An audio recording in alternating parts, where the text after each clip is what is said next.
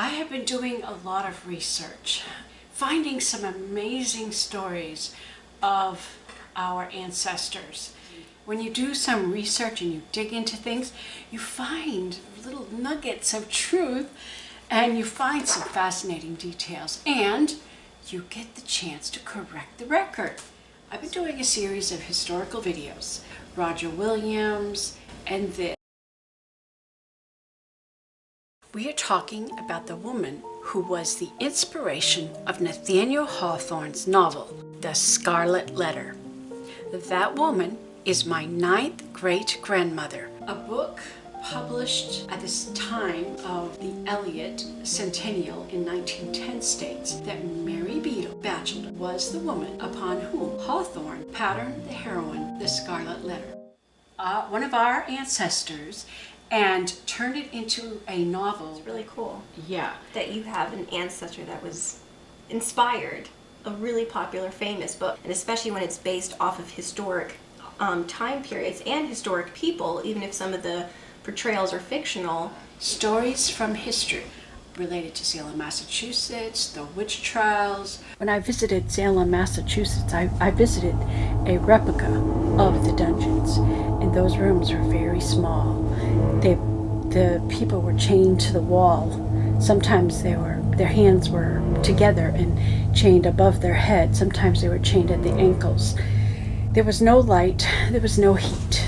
It was dark and it was cold, and I'm sure frightening. There were at least 2 people, if not 3, who died while in prison waiting for their sentence or waiting for the trial. My 8th great-grandmother, she spent 4 months in prison. I can't imagine. She was in her 70s, and she's sitting in this cold, dark cell, knowing that she's been condemned and that she's to hang.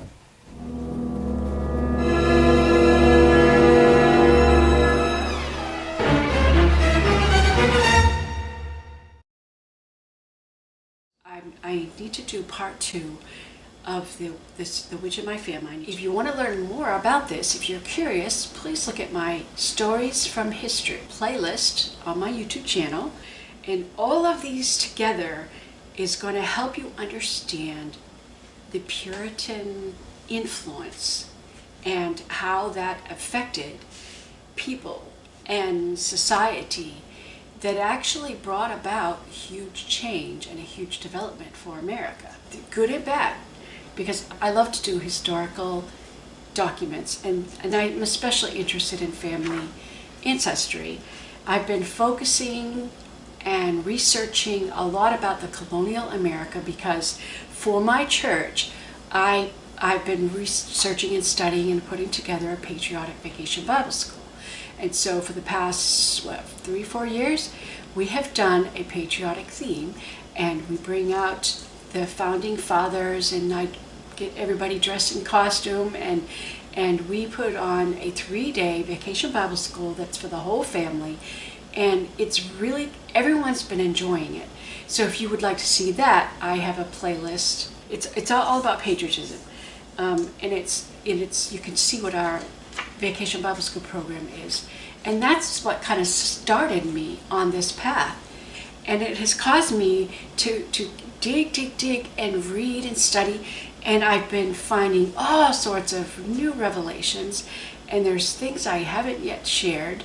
So I'm excited about sharing more stories from history, and it relates to American history. So if you want to learn more about American history, if you want to learn more about the colonial age, or the Pilgrims, the Puritans, and what that was all about, how that influenced America, and how it affected the colonies and the lives of the people that lived there, you might want to subscribe to my channel and check out my different playlists to get tuned in to the early beginnings of our great country. We need to know our history, and history is one of my favorite subjects.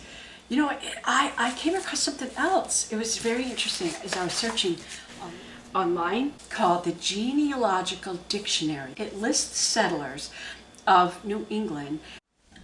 One note about the spelling of bachelor. I have seen a bunch of different spellings. I forget how many. Even when you look at Stephen Batchelor's children, for some reason they're all spelled differently. I read a document about Mary Batchelor, and in the one document there were 3 different spellings of the name Batchelor. In that Stephen Batchelor's name is spelled one way. You think all of his children would have the same spelling. They don't. I guess people, they record, they make a document, and they just, Batchelor, and they just write it down how they think it sounds. So there's multiple spellings of the name Batchelor, but they all stem from the same lineage. Okay, so they're all part of the family. They're all connected. Even I know that even in my family, I believe it was my grandfather, who when they issued his birth certificate, they added a T, so it's B-A-T-C-H instead of B-A-C-H as Stephen Batchelor's was. But there's an I in Stephen Batchelor's name. There's no I in my maiden name. So the spellings might throw you off a little bit, but actually it's just because of, people writing historical documents. The book of the genealogy, the genealogical dictionary, he looked up documents from the towns, and he was going through all the documents to compile his list. And so he noted all the different spellings to the name Batchelor. So, lest that confuse anybody, just wanted to clarify that point. I found a map. I'm amazed to discover that my family history got its start in Salem, Massachusetts, of all places. Still trying to gather as much information as I can, because the more I find, the more I realize there's something to discover. Matter of fact, yesterday I found, I think I highlighted it. Yeah, here it is. I just found another Batchelor, and I don't know anything about him yet. General R.N. Batchelor. I don't know who that is. I don't know anything about him, but he's a general. I want to get to the Revolutionary War and how many of our relatives were involved in the Revolutionary War. But I'm still kind of focused and honed in on the colonial period right now. But yeah, there's so much to learn and so much to discover. And I'm just proud of the fact that my family has been here from the beginning. The Batchelor family and the Bradbury family. My father's side Batchelor, my mother's side Bradbury.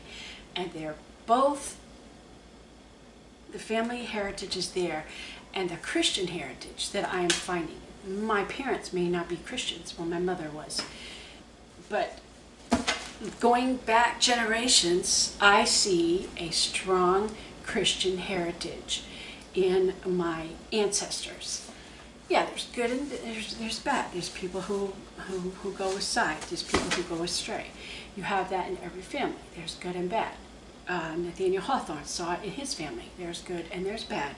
And he disowned himself from the bad. Matter of fact, he was a bit ashamed of some of the things that his ancestors had done. Particularly the Salem witch trials. His John Hawthorne. I think their names was Hathorne. Nathaniel added a W to his name to make his name Hawthorne instead of Hathorne. And that kind of sets him aside from his ancestors that he's not so proud of. But whether they're good stories or bad, it's good to know the history of the past. Because when you think about it, their DNA is in us. It's part of who we are. And really, the further back you go, you find out we're all connected. We're all part of this. This is our story. It's not just my story. It's your story. It's the story of our country. It's the story of America. I appreciate you sticking all the way through this. And if you like this video, please give me a thumbs up. If you have any questions or comments, please leave them below. I try to respond to every comment. And I appreciate the support of my channel by you just watching the whole video. I thank you for watching.